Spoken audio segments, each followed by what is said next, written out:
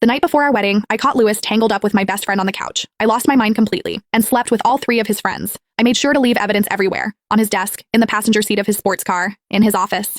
But when Louis found out, he just casually stubbed out his cigarette and made a group call. You slept with all of them? How was it? Laughter crackled through the phone. Pretty flexible. She was all right, just a little stiff. Nowhere near as fun as that actress I've been seeing.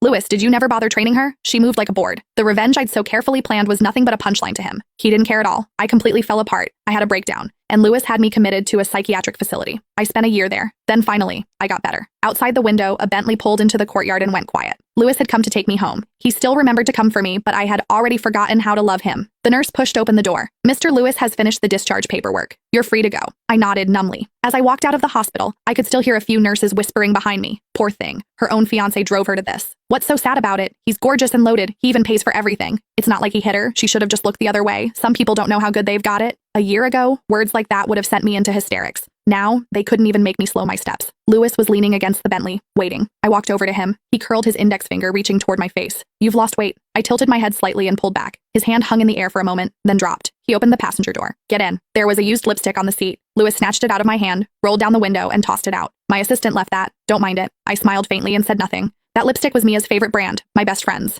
Not that it mattered anymore. I'd stopped caring a long time ago. At a red light, Louis tapped his fingers lightly on the steering wheel, then finally spoke. It's over between me and her. I threw out that couch. Got a new one in the style you like. A soft sound from me. He continued. I had the housekeeper clean your things every day. Nothing got dusty. Thank you. I smiled faintly. Louis glanced over at me, his expression unreadable. He reached into his pocket and pulled out a small, red velvet box. I had the ring remade, bigger diamond than before. Do you like it? I didn't take the box. Let's call off the wedding. Louis didn't take my words seriously. He just dropped the box into my lap. Enough of the drama. I slept with your best friend, you slept with my 3 friends, and you even came out 2 ahead. Call it even. The spot as my wife is still yours, I promised you that. Stop playing hard to get. I stared at the little box in my hands and said nothing. I just smiled, quietly and bitterly. I wasn't playing anything. I was simply leaving for somewhere else, somewhere quiet, a little village, nothing like the city where my parents were buried.